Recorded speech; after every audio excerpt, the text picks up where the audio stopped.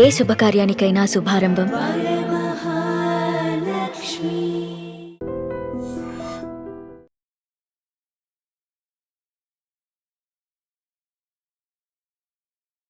నమస్తే, నేను మీ రొద్దం శ్రీనివాస్. ఇవాళ ఏదైతే తెలుగు రాష్ట్రాల్లో సంచలనం రేపినటువంటి ఐబొమ్మ, చాలామంది యాక్చువల్గా ఈ తరం యువకులు చాలా కనెక్ట్ అయ్యారు ఐబొమ్మతో. థియేటర్లో 2000 3000 ఖర్చు పెట్టి ఫ్యామిలీతో సినిమాలు చూడని వాళ్ళు చాలామంది ఇవాళ రేపు ఇంటర్నెట్లో, మొబైల్స్లో, అదేవిధంగా డెస్క్టాపుల్లో ఐబొమ్మ ఓపెన్ చేసుకొని కొత్త కొత్త సినిమాలు చూసేవాళ్ళు. అలాంటి దానివల్ల తెలుగు సినీ పరిశ్రమకు చాలా నష్టం వస్తుందని చెప్పి తెలుగు ఫిలిం ఇండస్ట్రీ పోలీసులు కంప్లైంట్ ఇచ్చింది. ఈ పోలీసులు ఈ ఫిర్యాదును చాలా సీరియస్గా తీసుకొని వేగవంతంగా దర్యాప్తు చేయడంతో పాటు దీనికి సంబంధించిన వారిని ఇప్పటికే 5-6 మందిని అరెస్ట్ చేశారు. ఇవాళ దీనికైతే ఎవరైతే ప్రధాన సూత్రధారి ఉన్నారో ఇమ్మడి రవి అనే వ్యక్తిని ఇవాళ అరెస్ట్ చేసినట్లు మనకు వార్తలు వచ్చాయి. ఈ నేపథ్యంలో ఇది ఎంతవరకు నేరము, ఇలాంటి నేరాలకు చట్టంలో ఎలాంటి శిక్షలు ఉన్నాయి, ఈ నేరాన్ని నిరూపించడానికి ఏర్పడే అవరోధాలు ఏంటి, ఇట్లాంటి విషయాలన్నీ మాట్లాడడానికి మనతో హైకోర్టు అడ్వకేటు పూజారి నాగేశ్వరరావు గారు ఉన్నారు. నమస్తే నాగేశ్వరరావు గారు.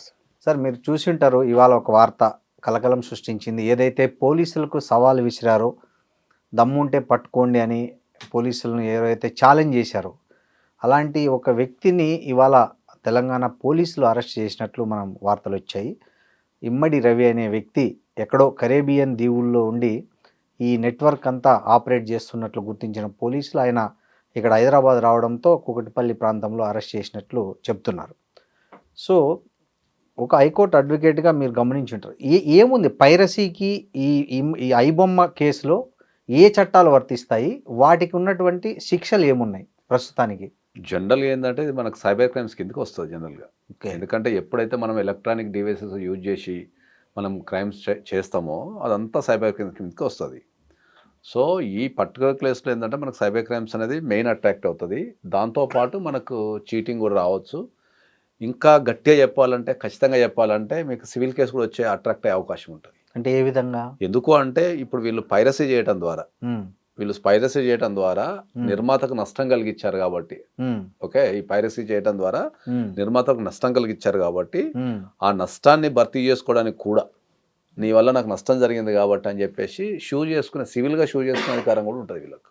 Okay, compulsory. ఓకే. సో మనకు చూసుకుంటే ఏంటంటే main cyber crimes, at the same time మనకు బిఎన్ఎస్, మళ్ళీ అట్ ద సేమ్ టైం మనకు సివిల్ కేసెస్ కూడా పెట్టుకునే అవకాశం ఉంటుంది. అంటే ఇప్పుడు మీకు ఏమన్నా మీరు ఎఫ్ఐఆర్ కట్టింటారు కదా పోలీసులు, ఇప్పుడు కట్టిన సెక్షన్లు ఏమేమి ఉన్నాయి, దీనికి ఏమి ఇంప్లికేబుల్ అవుతాయి, తర్వాత వీటికి ఎలాంటి శిక్షలు పడే అవకాశం ఉంది ఒకవేళ నేరం రుజువు అయితే? ప్రధానంగా ఇప్పుడు మనకు తెలిసిన సమాచారం ప్రకారం ఏంటంటే ఇది అరెస్ట్ చేయడం జరిగింది, ఫ్రాన్స్ నుంచి వస్తుంటే అరెస్ట్ చేయడం జరిగింది అనేది మాత్రము మనకు తెలిసిపోయింది. ఇండియాలో నివసించే ఏ వ్యక్తి అయినా ఏదైనా క్రైమ్లో వాళ్ళ పార్టిసిపేషన్ ఉంది, లేకపోతే క్రైమ్ చేశారు అని అనుకున్నప్పుడు విదేశాల్లో ఉన్న వ్యక్తులు ఎవరైనా సరే ఇండియాకు వచ్చినప్పుడు మాకు తెలియజేయండి అని చెప్పేసి ఇండియన్ గవర్నమెంట్ ఎల్ఓసి అనేది ఒకటి రిలీజ్ చేస్తుంది. ఇది రెగ్యులర్గా జరిగే ప్రాసెస్. చాలామందికి వీటి మీద అవగాహన లేకుండా వీళ్ళు క్రైమ్లో ఇన్వాల్వ్మెంట్ అయి ఉంటారు. నా డేటా వీళ్ళకి ఎట్ట తెలుస్తుందిలే, గవర్నమెంట్కి ఎట్ట తెలుస్తుంది అని చెప్పేసి వీళ్ళు ట్రావెల్ చేసేస్తారు. ఎప్పుడైతే విదేశాల నుంచి మీరు ఏ మార్గం ద్వారా అయినా ఇండియాకు వచ్చినప్పుడు, ఐదర్ వాయు మార్గం కావచ్చు, అంటే ఎయిర్ప్లేన్ కావచ్చు, షిప్ కావచ్చు, బై రోడ్ కూడా కావచ్చు, ఈ దేశంలోకి ఎంటర్ కావాలి అంటే కంపల్సరీ వీళ్ళు ఎల్ఓసి రిలీజ్ చేసినప్పుడు, అంటే లుకౌట్ సర్క్యులర్ అంటారు దీన్ని. లుకౌట్ సర్క్యులర్ రిలీజ్ చేసినప్పుడు వీళ్ళు ఎక్కడైతే ఎంటర్ అవుతారో అక్కడున్న బార్డర్ ఫోర్స్ ఉంటుంది. ఇప్పుడు మనకి ఎయిర్పోర్టు, లేకపోతే షిప్పు, లేకపోతే బార్డర్లో ఉన్న బస్ పాయింట్స్ ఉంటాయి, అక్కడ ఇమిగ్రేషన్ చెకింగ్ ఉంటుంది. వాళ్ళ దగ్గర ఇన్ఫర్మేషన్ ఉంటుంది, వీళ్ళ పైన అరెస్ట్ వారెంట్ ఇష్యూ అయింది, ఎల్ఓసి ఇష్యూ అయింది అని చెప్పి ఉంటుంది. వాళ్ళు ఇమీడియట్లీ వాళ్ళని పట్టుకొని ఈ కంప్లైంట్ ఎక్కడైతే రేజ్ అయిందో ఆ పోలీస్ స్టేషన్ వాళ్ళు పంపించేస్తారు. ఇది ప్రధానంగా జరిగే ప్రాసెస్. ఇప్పుడు పైరసీ కేసులు చాలా నమోదవుతుంటాయి పోలీసుల దగ్గర. సో ఇది కూడా అలాంటి కేసే, కాకపోతే దీని తీవ్రత పెద్దది కావచ్చు. కానీ ఈ పైరసీ కేసుల్లో ఇప్పటి వరకు మనకు తెలిసి, మీకు తెలిసిన ఏమైనా శిక్షలు పడ్డాయా? పడితే ఎలాంటి శిక్షలు పడ్డాయి? పైరసీ కేసులలో మనకు ప్రధానంగా ఎదురయ్యే ప్రాబ్లం ఏంటి అంటే, ఇన్ఫర్మేషన్ టెక్నాలజీకి సంబంధించిన కేసులు ఏవైతే సైబర్ క్రైమ్స్ చేసిన కేసుల్లో ప్రధానంగా ఎదురయ్యేది ఏంటంటే ఇన్వెస్టిగేషన్ అనేది మనకు చాలా ఇబ్బందికరమైన పరిస్థితి. ఇప్పుడు మీకు అందరికి అర్థమైతే చెప్పాలంటే, ఇప్పుడు ఐబొమ్మ తీసుకుందాం మనం. ఓకే, వీళ్ళు ఏం చేస్తారు జనరల్గా, ఒక థియేటర్లో ఒక కొత్త సినిమా రిలీజ్ అయినప్పుడు దాన్ని షూట్ చేసి ఇంటర్నెట్లో అప్లోడ్ చేస్తారు. వీళ్ళ డ్యూటీ ఇది. అవును. ఇప్పుడు ఒక థియేటర్లో షూట్ చేసి ఇంటర్నెట్లో అప్లోడ్ చేయడం అనేది క్రైమ్ అనేది నీకు అందరికి తెలిసిన సత్యం. Copyright act, copyright piracy act, act, cyber whatever act. Acts, cyber acts అన్నీ వచ్చేది కాబట్టి అది క్రైమ్ అనేది అందరికి తెలుసు. ఇప్పుడు తెలుగు సినిమాకున్న పరిస్థితి ఏంటంటే తెలుగు సినిమా అనేది మనకు ప్రపంచవ్యాప్తంగా రిలీజ్ అవుతుంది. ఓకే, ఈ ప్రపంచవ్యాప్తంగా రిలీజ్ అయినప్పుడు నువ్వు ఏ థియేటర్లో నువ్వు దాన్ని షూట్ చేసినావు అనేది ఒక పాయింట్. ఇప్పుడు యూరోప్లో రిలీజ్ అవుతుంది, లండన్లో రిలీజ్ అవుతుంది, ఆస్ట్రేలియాలో రిలీజ్ అవుతుంది, అమెరికాలో రిలీజ్ అవుతుంది. అక్కడున్న వ్యక్తులు దాన్ని షూట్ చేసి తర్వాత దాన్ని ఇప్పుడు మనకున్న ప్రాథమిక సమాచార ప్రకారం ఏంటి అంటే వీరు కరేబియన్ దీవుల నుంచి అప్లోడ్ చేస్తున్నారు అనేది ఒక పాయింట్. అంటే నువ్వు ఒక అమెరికాలో దాన్ని షూట్ చేసి నువ్వు ఆఫ్రికాలో కరేబియన్ దీవులలో కూడా దాన్ని అప్లోడ్ చేస్తున్నావు. ఓకే, సో ఈ ఇన్వెస్టిగేషన్ ప్రాసెస్ అనేది ఇప్పుడు నువ్వు కేసు ఎక్కడ, ఇప్పుడు నష్టం జరిగిన పర్సన్ ఎక్కడ ఉన్నాడు? తెలంగాణలో ఉన్నాడు. కంప్లైంట్ ఎక్కడ రేజ్ అయింది? తెలంగాణలో రేజ్ అయింది. మరి చిత్రీకరణ ఎక్కడ చేశారు? అమెరికాలో, ఆఫ్రికాలో, యూరోప్లోనో, అవుట్ ఆఫ్ కంట్రీ. మళ్ళీ కట్ చేస్తే ఇది అప్లోడ్ ఎక్కడ అయింది? ఆఫ్రికా కరేబియన్ దీవుల్లో అయింది. మరి ఇప్పుడు ఇంత ఇన్వెస్టిగేషన్ ఎక్కడ చేస్తారు వీళ్ళు అనేది చాలా పాయింట్. అంతెందుకు, ఇప్పుడు మన భారతదేశంలో కూడా ఇప్పుడు సైబర్ క్రైమ్స్ రెగ్యులర్ జరుగుతుంటాయి. హైదరాబాద్లో పర్సన్ ఉంటాడు, ఢిల్లీలో, ఉత్తరాఖండ్లో ఎక్కడనో ఒకడున్నాడు సైబర్ క్రైమ్ చేస్తాడు. డిజిటల్ అరెస్ట్లు కావచ్చు, లేకపోతే మనకు అకౌంట్ నుంచి పైసలు మాయం కావచ్చు, లేకపోతే మ్యాట్రిమోనియల్ వెబ్సైట్ అనో, లేకపోతే వర్క్ ఫ్రమ్ హోమ్ అనో, లేకపోతే గూగుల్ యాడ్స్ అనో, ఏదో రకరకాల స్కీమ్లతో వాళ్ళు చేస్తుంటారు. వాడు ఉండేది ఎక్కడ? ఢిల్లీలో, ఉత్తరాఖండ్లో ఎక్కడో విలేజ్లో ఉంటాడు. నష్టపోయిన వ్యక్తి హైదరాబాద్లో ఉంటాడు. వీని ఇక్కడ నుంచి తీసుకెళ్ళి వాడిని అక్కడికి వెళ్ళి ఇన్వెస్టిగేషన్ చేసి వాడిని పట్టుకొని వచ్చి మళ్ళీ ప్రూవ్ చేసి వానికి బెయిల్ ఇప్పించి ఇదంతా లెంతీ ప్రాసెస్ ఇండియాలో. అంటే నేను యాజ్ ఏ అడ్వకేట్గా నేను పర్సనల్గా ఫీల్ అయ్యేది ఏంటంటే సైబర్ క్రైమ్స్ని పర్ఫెక్ట్గా చేంజ్ చేసి వాళ్ళకి శిక్ష చేసేంత మన దగ్గర అంత ఇన్ఫ్రాస్ట్రక్చర్ లేదు అంట నేను. ఇప్పుడు ఎందుకంటే నేను ఒక పర్సనల్ విషయం చెప్తాను. ఇప్పుడు I think Baahubali cinema, Rajamouli గారిది బాహుబలి సినిమాని పైరసీ చేసిండు. అవును, ఓకే, పైరసీ చేసింది ఎక్కడ? ఒరిస్సాలో ఎక్కడ చేసిండు. దాంట్లో కొందరు వ్యక్తులకి అరెస్ట్ చేసి తీసుకొచ్చిన తర్వాత కొందరు వ్యక్తులకి నేనే బెయిల్ ఇప్పించిన. నేను సైబర్ క్రైమ్స్ కింద బాహుబలి సినిమాని పైరసీ చేసినందుకు కొంతమంది వ్యక్తులు నేను బెయిల్ ఇప్పించిన. నేను ఆ తర్వాత ఇన్వెస్టిగేషన్ ప్రాసెస్ జరిగి అది ఎక్కడన్నది కేసు ఇంకా స్టిల్ ఇప్పటికీ. బాహుబలి సినిమా ఎప్పుడు రిలీజ్ అయింది? 10 ఏళ్ల క్రితం రిలీజ్. మరి అది ఇప్పటికీ బాహుబలి 2 కూడా రిలీజ్ అయిపోయింది, ఇంకా అది అయిపోయింది, మర్చిపోయింది. ఆ కేసు ఇప్పటికీ అక్కడ పెండింగ్ ఉంది. సో సైబర్ క్రైమ్స్లో ఇన్వెస్టిగేషన్ చేసేంత, ఇంత లెవెల్ ఇన్వెస్టిగేషన్ చేసేంత మనకు కోఆపరేషన్ కావాలి ఒక కంట్రీతోని. వీళ్ళు వెళ్ళి పర్మిషన్స్ తీసుకోవాలా, ప్రూవ్ చేయగలగాల. సైబర్ క్రైమ్స్లో ఏంటంటే ఆ నేరం జరిగినప్పుడు మాత్రమే ఆవేశం ఉంటుంది. కాలక్రమం అనేది లేట్ అవుతుంటే కొంత అందరూ మర్చిపోతుంటారు. ఇప్పుడు బాహుబలి కేసు తీసుకుంటే అందరూ మర్చిపోయారు. ఈ పర్టికులర్ ఐబొమ్మ కేసు తీసుకుందాం. ఇప్పుడు రవిని అరెస్ట్ చేశారు. ఆయనకి ఇప్పుడు బెయిల్ రావడానికి ఏమన్నా ఇబ్బంది ఉందా, లేదా ఆయనకి ఎన్ని రోజుల్లో బెయిల్ వచ్చే అవకాశం ఉంది? ఈ చట్టాలు ఏంటంటే మనకి ఏ కేసులైనా కూడా కోర్టు పరంగా చూస్తే ఏ కేసులైనా కూడా కోర్టుకు ప్రాథమిక లక్ష్యం బెయిల్ ఇమ్మనే చెప్తారు ఎప్పుడు కూడా. అంటే పర్సన్ పారిపోకుండా సెక్యూర్ చేసుకొని బెయిల్ ఇచ్చినప్పుడు ఏంటంటే పర్సన్ పారిపోకుండా ఉండాలా, విట్నెస్లను బెదిరించద్దు, సాక్ష్యాలు తారుమారు చేయొద్దు, ఇట్లాంటి కొన్ని కండిషన్స్ని గమనించిన తర్వాత బెయిల్ ఇస్తారు. ఓకే, ఇప్పుడు మనకు దీనికి సంబంధించిన పూర్తి వివరాలు తెలియదు కాబట్టి మనం దీని గురించి కొద్దిగా లిమిటెడ్గానే మాట్లాడాల్సి వస్తుంది. Bail irrespective of situation bail వస్తుంది. మళ్ళీ దీంట్లో 2 రకాలు ఉంటాయి. బెయిల్ రావడం ఏంటంటే విత్ ఇన్ ద 90 daysలో వీళ్ళు ఛార్జ్ షీట్ వేయాలి. ఇన్వెస్టిగేషన్ ఎఫ్ఐఆర్ అయిన తర్వాత వీళ్ళు ఛార్జ్ షీట్ మొత్తం ఇన్వెస్టిగేషన్ అంతా విత్ ఇన్ ద 90 daysలో చేసి ఛార్జ్ షీట్ వేయాలి. ఒకవేళ 90 daysలో వీళ్ళు ఛార్జ్ షీట్ వేయలేదు అనుకో, is entitled for bail. Okay, అంటే డిఫాల్ట్ బెయిల్ ఇచ్చేస్తుంది కోర్టు. ఓకే బాబు, నువ్వు 90 daysలో వీళ్ళు ఛార్జ్ షీట్ ఏం లేదు, నేను వదిలిపెట్టేస్తున్నాము విత్ కండిషన్స్. మళ్ళీ ఏది దేశం వదిలిపెట్టి పారిపోవద్దనో, విట్నెస్లను బెదిరించద్దనో, లేకపోతే ఇంత సెక్యూరిటీ డిపాజిట్ చేయమనో మళ్ళీ బెయిల్ ఇచ్చేస్తాయి. డిఫాల్ట్ బెయిల్ అంటాం. అవును, 90 days తర్వాత ఇచ్చేస్తారు. అదొక పాయింట్. మరి ఇంత ఇప్పుడు వీళ్ళు చెప్పేదాని కరేబియన్ దీవుల్లో అప్లోడ్ చేస్తున్నారు అన్నప్పుడు 90 days ప్రాసెస్లో ఇంటర్నేషనల్ సంబంధాలు ఉన్న ఈ కేసులు వీళ్ళు ఇన్వెస్టిగేషన్ చేయగలుగుతారు అనేది ఒక ఛాలెంజింగ్ పాయింట్. అవును, ఓకే. ఇంకోటి, అప్పుడు మన చట్టాలు అలో చేస్తాయా? అంటే ఈ చాలా ఉంటాయి. ఇప్పుడు వేరే దేశం వెళ్ళి ఇంకో 2 ట్రీటీస్ ఉన్నాయి. ఖండాలు, ఆఫ్రికా ఖండము అక్కడ ఉంటుంది. అది ఎక్కడ ఉన్నది అంటే మనకు మనం ఎప్పుడైనా ఇప్పుడు మనం మాట్లాడేది ప్రాథమిక సమాచారం ప్రకారం మాట్లాడుతున్నాం కానీ ట్రీటీస్ ప్రతి కంట్రీకి ఈ ట్రీటీస్ అనేటివి ఉంటాయి. దాని ప్రకారం వీళ్ళు కోఆపరేషన్ చేసుకోవాల్సిన అవసరం కంపల్సరీ ఉంటుంది. కానీ టైం ల్యాప్స్ అనేది అది 90 days చేయగలుగుతారు ఒక పాయింట్. సో ఇక ఈ ప్రపంచానికి తెలియని ఒక విషయం ఏంటంటే ఇప్పుడు వచ్చిన రవి గారు కరేబియన్ దీవుల నుంచి అప్లోడ్ చేశారని చెప్పారు. ఓకే, సో ఈ కరేబియన్ దీవులలో ఒక 7-8 దీవులు ఉన్నాయి.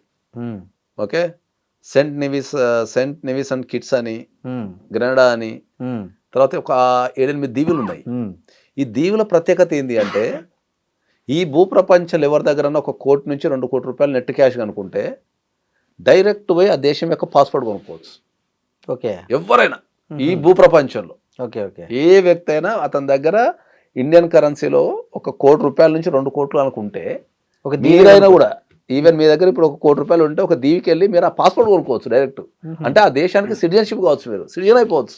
ఇక్కడ అపార్ట్మెంట్లు కొనుక్కున్నాడు అది కూడా 3-4 months ఇచ్చేస్తారు మీకు పాస్పోర్ట్ డైరెక్ట్. అంటే వితౌట్ విజిటింగ్ దట్ కంట్రీస్. అంటే మీరు ఆ కంట్రీకి కూడా పోవాల్సిన అవసరం లేదు. మీరు ఇండియాలో కూర్చొని ఆ కంట్రీ సిటిజన్షిప్ అప్లై చేసుకుంటే వాళ్ళు వెరిఫికేషన్ చేసేసుకొని ఆ పైసలు ఆ దేశానికి ఇవ్వగానే మీకు పాస్పోర్ట్ ఇచ్చేస్తారు, ఇక్కడికి పోస్ట్ చేసేస్తారు. ఈ పాస్పోర్ట్ తీసుకొని ఇండియన్ పాస్పోర్ట్ నువ్వు సరెండర్ చేసి ఆ దేశానికి సిటిజన్ అయిపోతావు. ఆ దేశం పాస్పోర్ట్ తీసుకొని నువ్వు ఆ దేశానికి వెళ్ళిపోయి ఆ దేశ పౌరుని అయిపోతావు. ఆ దేశాలలో ఉన్న బ్యూటీ ఏంది, ఇన్కమ్ ట్యాక్స్ ఉండదు ఆ దేశాలలో. ఓకే, ఇన్కమ్ ట్యాక్స్ ఉండదు, నువ్వు ఎంత సంపాదించి ఇన్కమ్ ట్యాక్స్ ఉండదు. మళ్ళీ ఆ దేశాల్లో బ్యూటీ ఏంటంటే నువ్వు ఆ ఫండ్స్ ఫారిన్ నుంచి ఎంతైనా రావచ్చు, వీళ్ళు ఈ దేశం నుంచి ఎంతైనా పంపచ్చు. ఇప్పుడు ఇండియా నుంచి నువ్వు ఫండ్స్ అడుగులు పంపలేవు. Individual person maximum 2.5 crores per annum పంపగలుగుతారు అంతే. అదే నువ్వు దుబాయ్ నుంచి 100 కోట్లు పంపచ్చు, మరి దుబాయ్కి 100 కోట్లు వస్తుంది. దుబాయ్ పాస్పోర్ట్ ఇవ్వరు. మీరు కరేబియన్ దీవులలో మీరు చెప్పే ఆప్షన్ ప్రకారము ఈ కేసులో ఉన్న రవి కొనుక్కోవచ్చు అక్కడ పాస్పోర్ట్ చాలా మంది దేశంలో చాలా మంది తెలియదు ఇది. ఒకవేళ కొనుక్కొని ఉంటే ఏంది కొనుక్కున్నప్పుడు అక్కడ సిజన్ అయిపోతాడు కదా. That's the problem. ఇప్పుడు ఎంతకాలం పెడతారు ఇక్కడ ఎల్ఓసి మీద అనేది ఒక పాయింట్ మనకు. ఇప్పుడు ఆయన ఆ పాస్పోర్ట్ కొనుక్కున్నాడా లేకపోతే అక్కడ ఉంటున్నాడా అనేది ఒక ప్రధానంగా చర్చించాల్సిన విషయం. చాలా మందికి ఈ దేశంలో చాలా మందికి ఇట్లాంటి ఒక వ్యవస్థ ఉందని తెలియదు. లో అక్కడ ట్యాక్స్ ఉండదు. తర్వాత అక్కడ ఆఫ్ షోర్ కంపెనీలు అంటే ఫేక్ కంపెనీలు, అక్కడ అన్ని షెల్ కంపెనీలు పెడతారు, సూట్ కేస్ కంపెనీలు పెట్టి ఈ ప్రపంచంలో ఉన్న డబ్బులంతా అక్కడ డంప్ చేసి మళ్ళీ అక్కడ నుంచి ఇంకా వేరే దగ్గరికి వైట్ చేసి పంపిస్తుంటారు. ఇది ఒక గేమ్.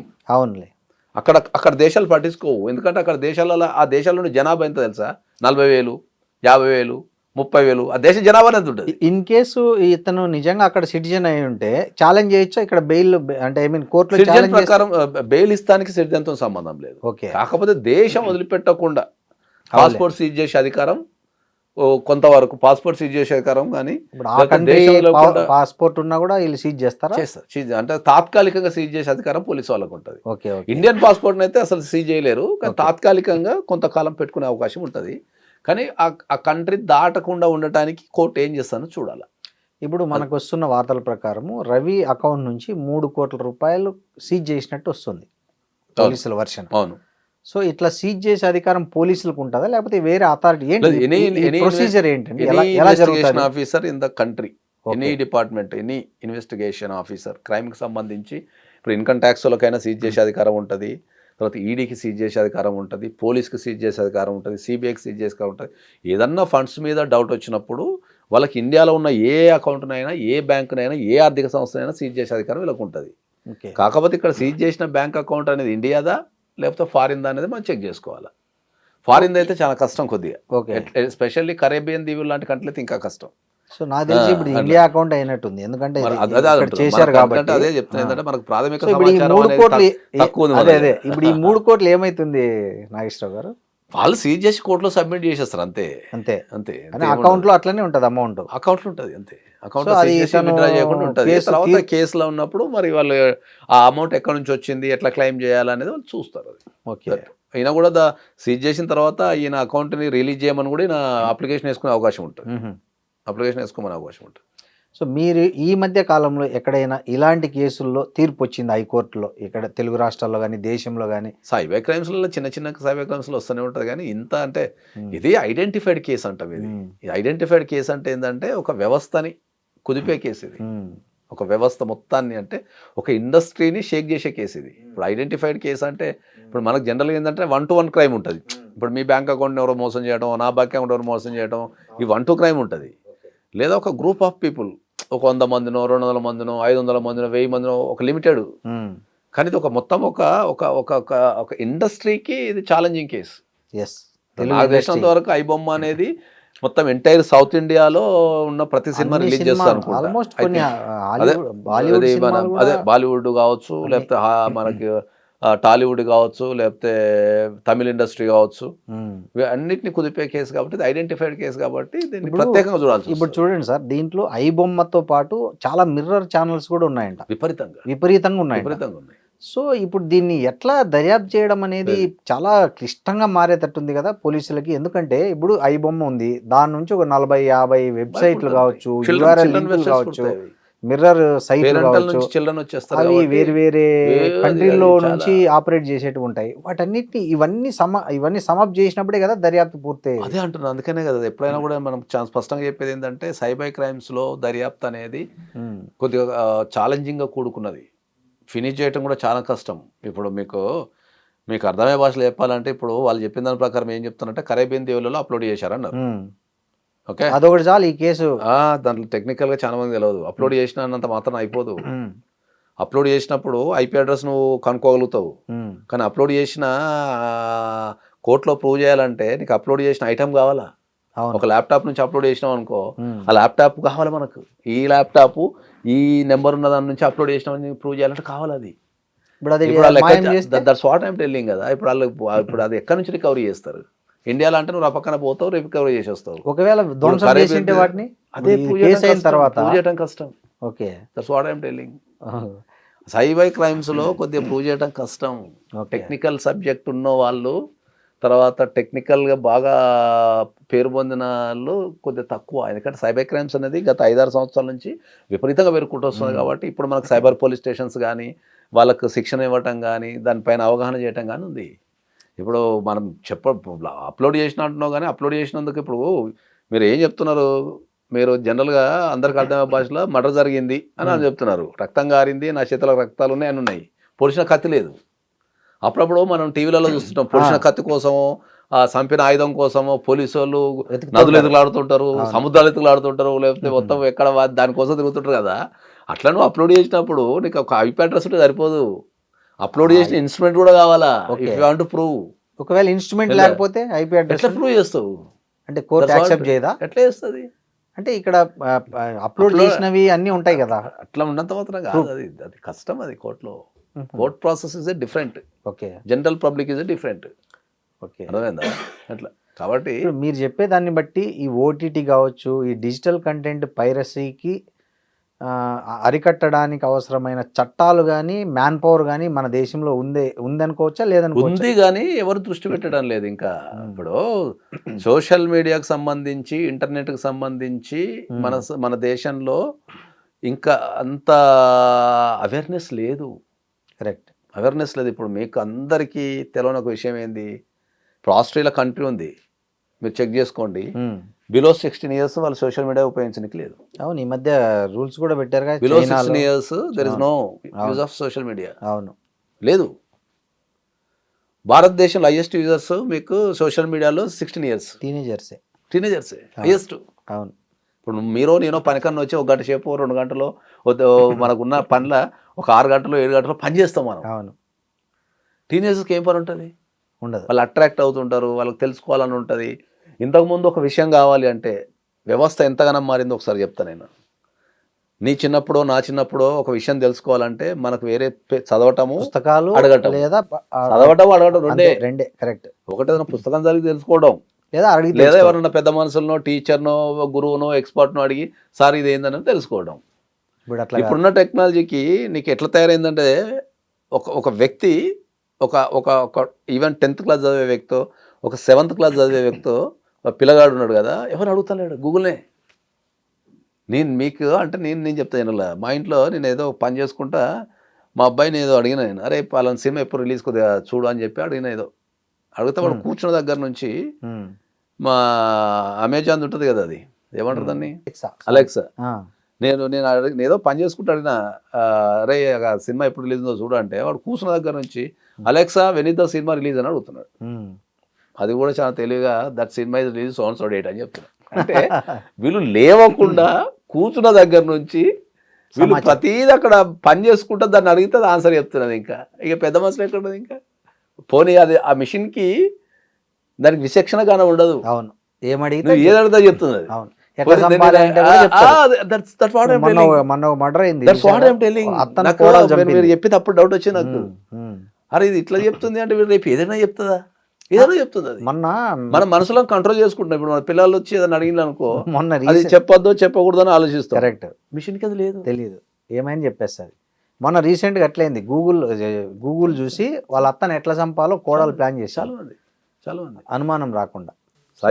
సైబర్ ఇప్పుడు నాకు తెలిసి ఇంకా 10 years తర్వాత జనరల్ పోలీస్ స్టేషన్స్ ఉండవు, సైబర్ పోలీస్ స్టేషన్సే. అవును, ఇప్పుడు ఏమన్నా తిట్టాలంటే కూడా ఇంతకుముందు మనిషి కలిసి తిట్టాలి, అర్థమైందా? అవును, ఎవరైనా తిట్టాలంటే వాడికి అనిపించాలి, మనం తిట్టాలి. మనం ఇప్పుడు అట్లా కాదు, ఎక్కడున్నది ప్రపంచంలో ఎక్కడ మంది తిట్టచ్చు. ఇంకా బ్యూటీ అని చెప్పనా, నీకు సంబంధం లేని కూడా తిట్టచ్చు. నువ్వు తిట్టచ్చు.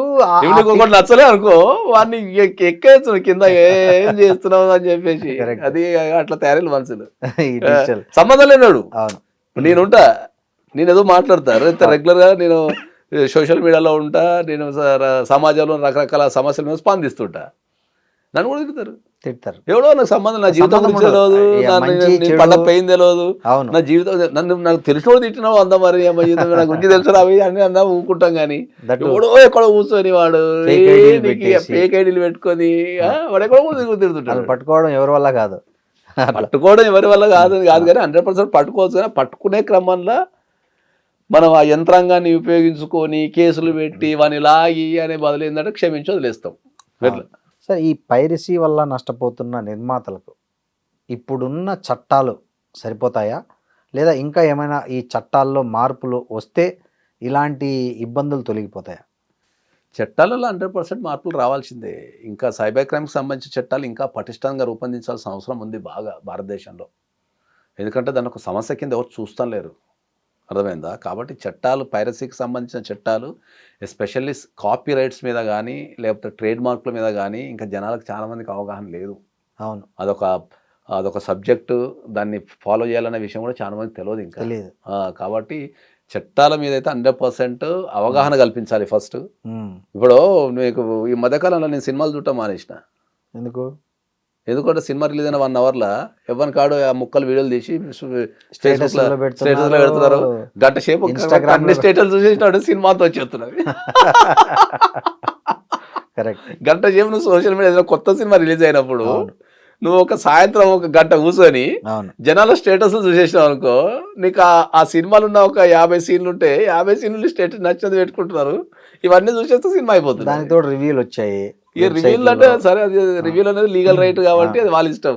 కానీ వీళ్ళు స్టేటస్ లో డైరెక్ట్ లైవ్ తీసి పెడుతున్నారు కదా, అది ఎవరా పగలుగుతారు? అసలు ఈ ఐడియా అసలు చాలా, అసలు ఎవరా పగలుగుతారు? దాన్ని ఎవరు ఆపాలి చెప్పండి. ఆపలేరు. ఇప్పుడు నువ్వు సినిమాకి వెళ్తున్నావు, నువ్వేం చేయాలా? ఫోన్ పక్కన పెట్టి సినిమా చూడాలా? వీళ్ళు ఏం చేస్తున్నారు, ఎంతమంది థియేటర్లో ఉంటే అంతమంది దాన్ని స్క్రీన్ షాట్ తీసి దాన్ని మొబైల్లో తీసి స్టేటస్ పెట్టుకుంటున్నారు. నేను పుష్ప 2 సినిమాకి పోయినా, థియేటర్లో ఎవరు సినిమా చూస్తలేడు సీరియస్గా. ఈ సీన్లే తీసుకుంటున్నారు, మొత్తం సీన్లు తీసుకుంటూ కూర్చున్నారు. అందరు తీసుడు స్టేటస్ పెట్టుడు, తీసుడు స్టేటస్ పెట్టుడు.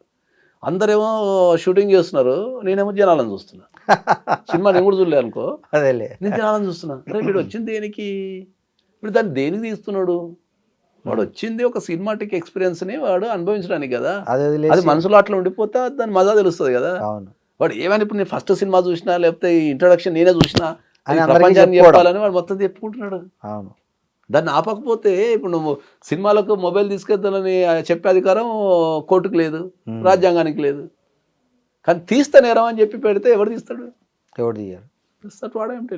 సో ఇలాంటి మార్పులు రావాలి. అంటే సినిమా హాల్లోకి ఫోన్ ఎత్తపోకుండా, ఫోన్ ఎత్తకపో కాదు. విచిత్రం చూసారా? కాదు, మీరు ఒక విచిత్రం చూసారా? సినిమా హాల్లోకి మనం మంచినీళ్ళు కూడా అలో చేయరు. మనం తీసుకపోయినా మన ఫుడ్, మనం బీపీ షుగర్ ఉంటారు, వాళ్ళు ఏదైనా ఉప్పు తక్కువ వేసుకొని కారం తక్కువ వేసుకుని, చిన్న పిల్లలు ఉంటారు వాళ్ళకి ఏదైనా సెరిలాక్ దాన్ని తీసుకెళ్ళనియరు. సినిమాకు ప్రధానంగా హాని చేస్తున్నటువంటి మొబైల్ మాత్రం తీసుకుపోనిస్తున్నారు. అంతమంది మొబైల్ అంతమంది మొబైల్, అంత కాస్ట్లీ మొబైల్ కాపాడాలంటే వీళ్ళకి కూడా ఇన్ఫ్రాస్ట్రక్చర్ సరిపోదు. అవును. అది దట్ ఇస్ ద ప్రాబ్లం. కాకపోతే Hmm. You can carry the mobile but you cannot shoot the Yes. Movie అని చెప్పి మనము ఆర్డర్ పాస్ చేసి Restriction 1000 రూపాయలు అట్లా పెడితే ఎవడు అందం మోసుకొని కూర్చుంటారు, సినిమా చూస్తారు. అవును.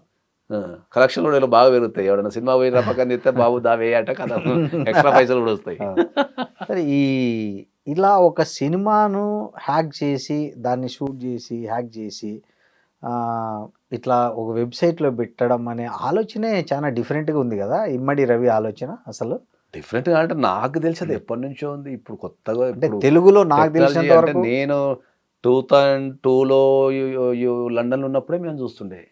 అప్పుడే 2002, 2005, 6లో నేను యూరోప్లో ఉన్నప్పుడు ఆన్లైన్లో నుంచి ఆ పనికిరాని ప్రింట్లన్నీ పెట్టుకొని చూస్తుండే. అప్పుడు వీడియో కెమెరాతో అవును. అప్లోడ్ చేసేటోళ్ళు. అవును, హ్యాండిక్యామ్. హ్యాండ్ కెమెరాతో అప్లోడ్ చేసి అప్పుడే చూస్తుండే మేము. కాకపోతే అప్పుడు ఇంటర్నెట్ అనేది ఇంత లేదు. 5లో 2006లో ఇంత ప్రతి ఒక్కరి చేతిలో ఒక మొబైల్ అని లేదు. మనం ఏదైనా ఇంటర్నెట్ వాడాలంటే ప్రత్యేకంగా పోయి ఒక సిస్టమ్ మీద కూర్చొని చేసుకోవడం తప్ప అవును, చేతిలోకి వచ్చినంత సీన్ లేదు. ఇప్పుడు ఇది ఇక్కడ ప్రాబ్లం పడుతుందంటే చేతిలోకి ప్రపంచం అంతా వచ్చేసి- చేతిలోకి వచ్చారకు యూజర్స్ పెరిగిపోయారు. అవును. అదొక పాయింట్. మీరు అన్నట్టు కూడా చాలా మంది ఏంటంటే ఫ్రీ కదా, అవును. వాళ్ళకి ఏం పోయింది, ఏదో ఒకటి చూసేద్దాం అనే టైప్లో చాలా మంది ఉండిపోయారు కాబట్టి అట్లా ఈ అయిపోయింది. ఐబొమ్మ కేసులో పోలీసులు బర్స్ట్ చేశారు దాన్ని. స్కామ్ ఎక్కడ జరుగుతుంది, ఎట్లా వాళ్ళు జరుగుతుంది ఛాలెంజింగ్ గా తీసుకున్నట్టుంది. ఛాలెంజింగ్ గా తీసుకొని జనరల్ ఛాలెంజింగ్ చేశారు. పోలీసులు తీసుకునే చేసేస్తారు. పోలీసులు చేశారు. వారి మీద పెద్ద ఈ మధ్యకాలంలో ఎక్కువ ప్రెస్ మీట్ లో కూడా చూసినట్టు ఏది పట్టుకుంటాం చెప్తాను ఈ సంగతి అని పోలీసు వాళ్ళు హెచ్చరించినట్టు చేశారు. కానీ అన్నట్టు వాళ్ళు పెద్ద ఈ స్కెచ్ ఐబొమ్మ వాళ్ళు కూడా దమ్ము ఉంటే పట్టుకోండి అని కూడా సవాల్ ఇచ్చినారు. అసలు ఏంటండి ఇది, అంత దొంగ పోలీస్ సినిమా లాగా పోలీస్ ఆట అయినా కూడా గవర్నమెంట్ చేతుల నుంచి ఎవరు తప్పించుకోలేరు. అవును, ఎందుకంటే గవర్నమెంట్ అని కాదు కానీ చట్టం చేతుల్లో అదే చట్టం is nothing but government. So government చేతిలో ప్రతి ఒక్కరి డేటా ఉంటుంది. అవును, పాస్పోర్ట్ డేటా ఉంటుంది, ట్రావెలింగ్ డేటా ఉంటుంది, నీకు అన్ని డేటాలు, ఫోన్ డేటా ఉంటుంది, కాల్స్ ఎటు పోతున్నాయో డేటా ఉంటుంది, ప్రతి ఒక్క డేటా ఉంటుంది. వాళ్ళు దృష్టి పెడితే ఎంతసేపు ఎవరినైనా వాళ్ళు దృష్టి పెడితే ఎవరైనా పట్టుకుంటారు. అవును. పట్టుకోవడం లేట్ కావచ్చేమో కానీ దృష్టి పెడితే ఎవరైనా పట్టుకుంటారు. ఈ రవి పోలీసులకు సవాల్ విసిరాడు, దమ్ము ఉంటే పట్టుకోండి అని. అంటే ఏ ధైర్యంతో అతను ఇట్లా అడిగింటాడు అంటే అదే అనుకోవచ్చు. నేను అనేది ఏంటంటే అదే కరేబియన్ పాస్పోర్ట్ ఉండొచ్చు, కొన్ని ఉండొచ్చు, ఒకటి అయిపోయింది. ఇండియా ఫోన్ అనుకో ఉండొచ్చు. ఇండియా రానంతకాలం అరెస్ట్ చేయలేరు, ఇండియాకి వస్తే అరెస్ట్ చేయాలి. తర్వాత ఆయనకు చట్టాల మీద అవగాహన లేనట్టుంది, డేటా లాగుతారు నాది ఎక్కడి నుంచి అనేది అవగాహన లేనట్టుంది. ఉంటే 3 కోట్లు ఎందుకు పెట్టుకుంటాడు? 3 కోట్లు అది ఇండియాకి రాడు, ఎందుకంటే ఎల్ఓసి రిలీజ్ అయి ఉంటుంది కదా. కరెక్ట్. ఎల్ఓసి మీద ఐడియా లేకున్నట్టుంది. నేను ఎవరు తెలియదు కదా, నాది కరేబియన్ పాస్పోర్ట్ కదా అనుకుని ఉంటాడు. That's what year the biggest mistake ఏంటంటే నాది కరేబియన్ పాస్పోర్టు, ఇండియా దగ్గర డేటా ఉండదు, నేను పోతే నన్ను ఎవడు పట్టుకోడు అని అనుకుంటాడు. కానీ వీళ్ళు ఎక్కడి నుంచో ఆ కరేబియన్ పాస్పోర్ట్కి సంబంధించిన డీటెయిల్స్ తీసుకొని ఇండియా భూభాగం మీద ఈ ప్రపంచంలో ఎవరి పాస్పోర్ట్ అయినా బ్యాన్ చేసే అధికారము, లేకపోతే ఎవరి పాస్పోర్ట్ మీదైనా ఎల్ఓసి రిలీజ్ చేసే ఇండియాకు ఉన్నది. సో వీళ్ళు కంపల్సరీ ఆ కరేబియన్ పాస్పోర్ట్ అన్ని దేశాలకు లేదా? అనేది ఏ దేశానికి ఆ దేశానికి ఉంటుంది, అమెరికాకు ఉంటుంది. అట్లనే మన ఇండియాకి ఏంటంటే ఎవడైనా మన దేశంలోకి మన దేశస్తుడు రావాలన్నా పోవాలన్నా వాని మీద ఎల్ఓసి రిలీజ్ చేసే అధికారం మనకు ఉంటుంది, even the any person in the world. So ఈయనకు అవగాహన అనుకుంటున్నా అంటే నేను I guess that Caribbean passport ఉంది కాబట్టి ఇండియా దగ్గర నా డేటా ఉండదు అనుకోవచ్చు. అదొక ప్రాబ్లం ఉంటుంది.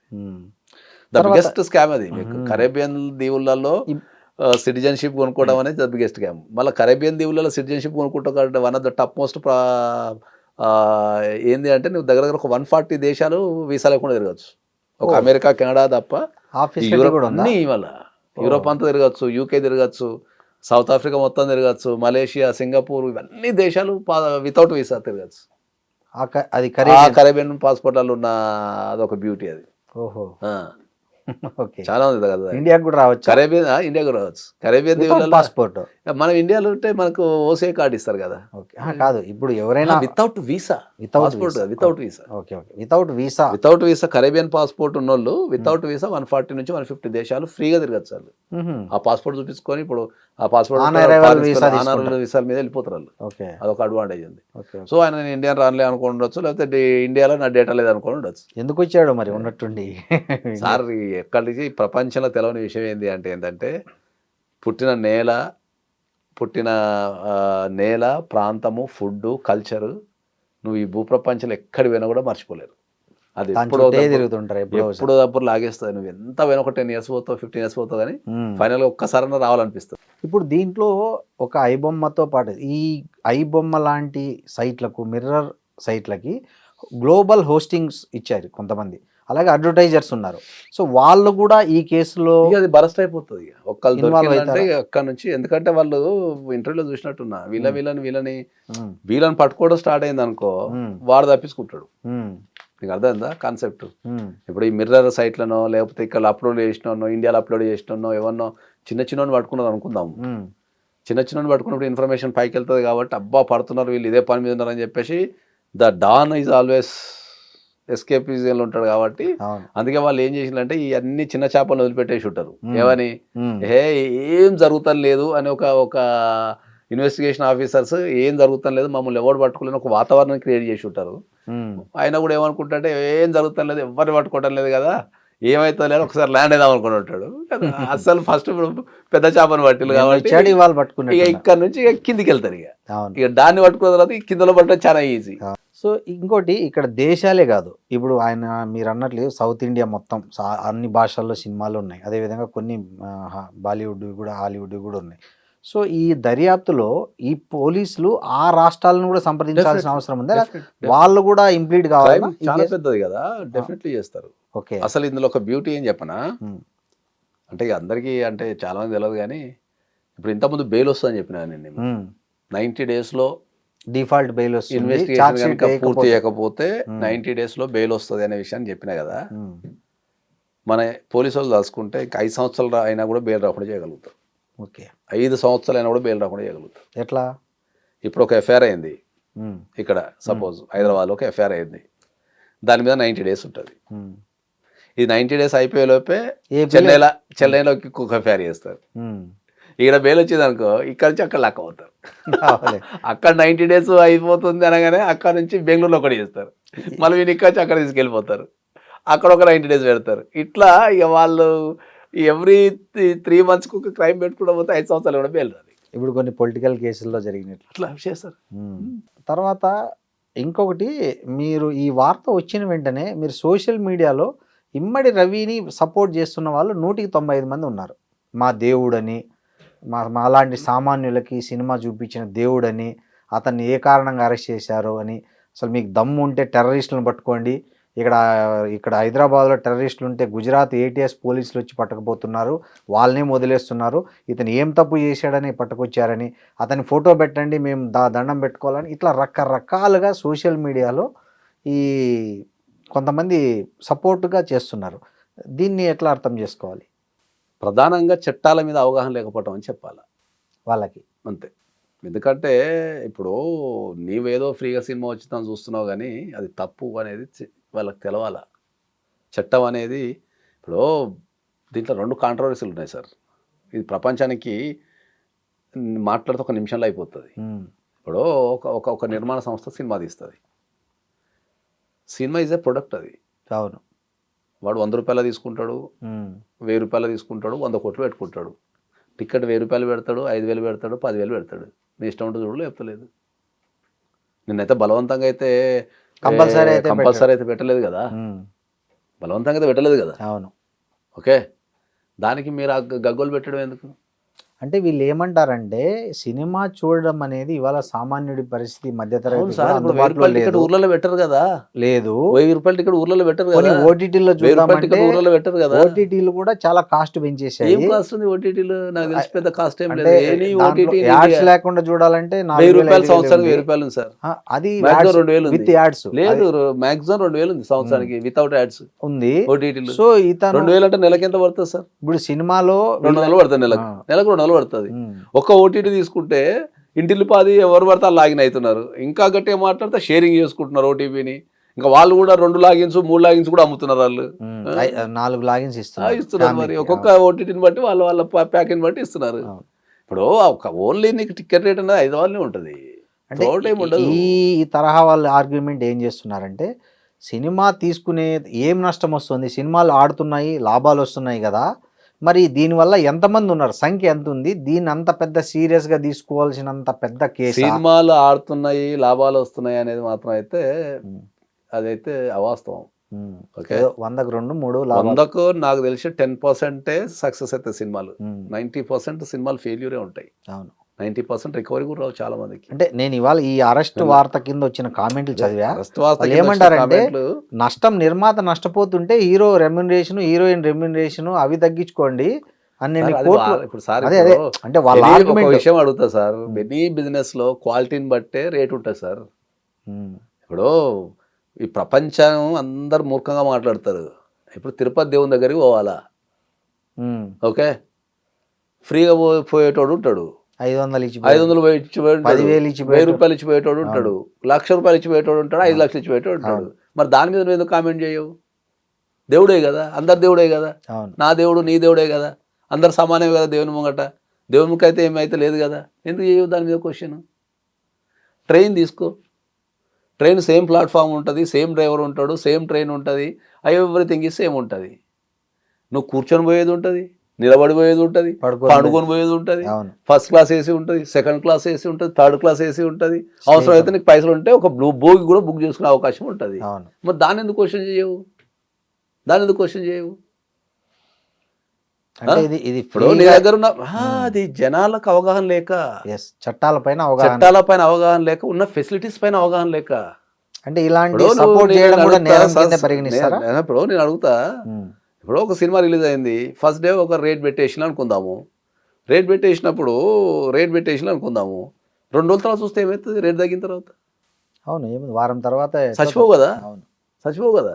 నువ్వు ఫస్ట్ డేనే చూడాలని ఎందుకు అనుకుంటున్నావు? అది that is a product. Cinema అనేది ఒక ప్రొడక్ట్. వాళ్ళ ప్రొడక్ట్ని వాళ్ళకి నచ్చినట్టు డిజైన్ చేసుకుంటారు, లాభాలు వస్తే తీసుకుంటారు, లాస్ అయితే ఇంటికి వచ్చి గుంజుకోరు కదా, ఏం గుంజుకోరు. మరి దానిపైన ఏం మాట్లాడుతున్నాము మనం? ఏం మాట్లాడుతున్నాం? ఇడ్లీ రోడ్డు మీద, మన ఇంటి ముంగట రోడ్డు మీద సైకిల్ వేసుకొని వస్తారు, 10 రూపీస్కి ప్లేట్ ఇస్తాడు, అవును. కట్ చేస్తే మన మూల మీద బండి కొట్టు పెట్టుకుంటాడు, మూల మీద 30 రూపాయలు తీసుకుంటాడు. ఇంకా కట్ చేస్తే పక్కన మనకు స్వాతి టిఫిన్ సెంటర్ కొద్దిగా పాష్గా సుప్రభాతో స్వాతో పెడతాడు, 50 రూపాయలు తీసుకుంటాడు. ఇంకా పోతే కామత్ పోతాము, ఇంకా పోతే 5 స్టార్ పోతాం, 5 స్టార్లో 500 తీసుకుంటాడు సార్. అవే 2 ఇడ్లీ, సేమ్ అయ్యే 2 ఇడ్లీలు కదా. అంటే అది దట్ ఫెసిలిటీస్. నువ్వు 5 స్టార్ పోతే వాడు 2 సార్లు ఆ ఇడ్లీ తీసాను మొక్క మీద కొడితే కూడా వాడు ఇంకా 10 సార్లు తెస్తాడు ఇడ్లీడు, మాట కూడా మాట్లాడు. అర్థమైందా? నాకు ఇడ్లీ నచ్చలేదు సార్ అంటే 10 సార్లు తెస్తాడు, ఇంకా గట్టిగా మాట్లాడితే ఎత్తుకొని కూడా తినిపిస్తాడు, మూతి కూడా పడతాడు 500 కాడు. దట్ ఈస్ అ ఫెసిలిటీ అది. అర్థమైందా? నువ్వు నీ రోడ్డు పక్కన పెట్టుకున్న ఇడ్లీ కొట్టు పెట్టుకున్న బండి వ్యక్తి దగ్గర పోయి 30 రూపాయలు ఇచ్చి ఇడ్లీ బాగాలేదంటే తింటే వేలేపుతా దెబ్బ నుంచి నువ్వు తింటూ పో అంటాడు కదా. సార్ ఫైనల్గా ఒకటి చెప్పండి, ఈ ఐబొమ్మ కేసు దర్యాప్తు ఇప్పుడున్న మ్యాన్ పవరు, చట్టాల పరిధి, సవాళ్ళను దృష్టిలో పెట్టుకుంటే మినిమం దర్యాప్తు చేయడానికి ఎంత టైం పడుతుంది, శిక్ష పడడానికి? దర్యాప్తు అనేది పక్కన పెడితే నాకు తెలిసి అయితే రిలీజ్ చేయడం అయితే కష్టం అనుకుంటున్నాను, ఎందుకంటే ఇది ఛాలెంజింగ్గా తీసుకున్న కేసు కాబట్టి, ఇది కొన్ని వేల కోట్లతో ముడిపడ్డ వ్యాపారం కాబట్టి. ఓకే, లార్జెస్ట్ పబ్లిక్, మొత్తం ఒక దేశానికి కావచ్చు, ఒక రాష్ట్రానికి కావచ్చు, మనకు ప్రజలకు సంబంధించి ఒక ఛాలెంజింగ్ కేసు పోలీసు వాళ్ళకు కూడా. కాబట్టి ఇది దర్యాప్తు అనేది కొద్దిసేపు మనం పక్కన పెడితే ఇక్కడ పూర్తి చేసాలి మనకు తెలియదు కాబట్టి ఇట్స్ మే టేక్ టైం. రిలీజ్కి ఇది మన విడుదల బెయిల్కి అయితే టైం పట్టచ్చు. గణేష్ ఇంతకుముందు చెప్పిన మన గేమ్లో పెట్టుకుంటూ పోయి నెంబర్ ఆఫ్ కేసెస్ దేశం మొత్తం పెట్టచ్చు వాళ్ళు. అవును, రిలీజ్ అయ్యాక ఒక ప్రాబ్లం ఒకటవుతుంది. రెండోది ఇక మనకు ఛాలెంజింగ్ కేసు కాబట్టి నెక్స్ట్ టైం ఎవరైతే ఇట్లా చేయాలనుకున్న వాళ్ళకు కూడా కనువిప్పు కలగాలి, భయపడాలి అంటే ఈ కేసును వీళ్ళు ఛాలెంజింగ్గా తీసుకోవాలి. పోలీసులు ఛాలెంజింగ్గా తీసుకోవాలి. పోలీసులు ఛాలెంజింగ్ గానే తీసుకున్నారు కాబట్టి పట్టారు. కానీ పట్టారు. మళ్ళీ పట్టుకున్న తర్వాత కూడా ఇమ్మీడియట్లీ వదిలిపెడితే మళ్ళా పట్టుకొని ఏం బీకారు అనే ఒక కూడా ప్రబలుతుంది. నెక్స్ట్ వాడు కూడా ఏమవుతుందిలే 3 నెలలు వస్తున్నావు 2 నెలలు వస్తున్నావు అంటాడు. కాబట్టి దీన్ని వాళ్ళు ఖచ్చితంగా నాకు తెలిసి ఛాలెంజ్గా తీసుకుంటారు. వీళ్ళు కేసు చేసే క్రమంలో, ఇన్వెస్టిగేషన్ క్రమంలో వాళ్ళు నాలెడ్జ్ కూడా పెంచుకుంటారు, చట్టాల మీద అవగాహన కూడా పెరుగుతుంది. నెక్స్ట్ టైం ఇంకా ఈజీగా పట్టుకోవడానికి, ఈజీగా ఆపడానికి కూడా అవకాశం ఉంటుంది. కాబట్టి it's a challenging case for police. So దర్యాప్తుకు టైం పడుతుంది, విడుదలకు టైం పడుతుంది, ఛానళ్ళకు కూడా టైం పడుతుంది. కొద్దిగా ఛానళ్ళకు కూడా కొద్దిగా మనకు ఈ మధ్య కాలంలో ఏం లేవు కదా, కొద్దిగా ఊపిరి వచ్చింది ఒక 3-4 రోజులకు సరిపడ ఒక కంటెంట్ కూడా వచ్చేస్తుంది అన్నట్టు. ఓకే, థ్యాంక్ యూ నాగేశ్వరరావు గారు, చాలా విలువైన సమాచారం పంపారు మాకు. Thank you very much. And for more videos, Please subscribe to iDream. Please subscribe to iDream. Please subscribe iDream. And please subscribe to iDream. For more videos, subscribe to iDream. please like, share and subscribe to the channel. Congratulations, iDream. Subscribe to iDream. Subscribe to iDream. So subscribe to iDream Media. iDream की iDream team अंदर की huge congratulations. Please subscribe iDream Media. Please subscribe to iDream. Subscribe iDream. Please subscribe to iDream. iDream అంటే నా కళల ఛానల్ను subscribe చేసుకున్న నోరు తిరుగుతలేదు, మీరైతే గంట గుర్తు కొట్టండి. For more such videos, please subscribe to iDream. Subscribe to iDream. Please subscribe to iDream. Please subscribe iDream Media. Please do subscribe to iDream. Please subscribe to iDream Media. For best entertainment and information, please subscribe iDream. And don't forget to subscribe to iDream.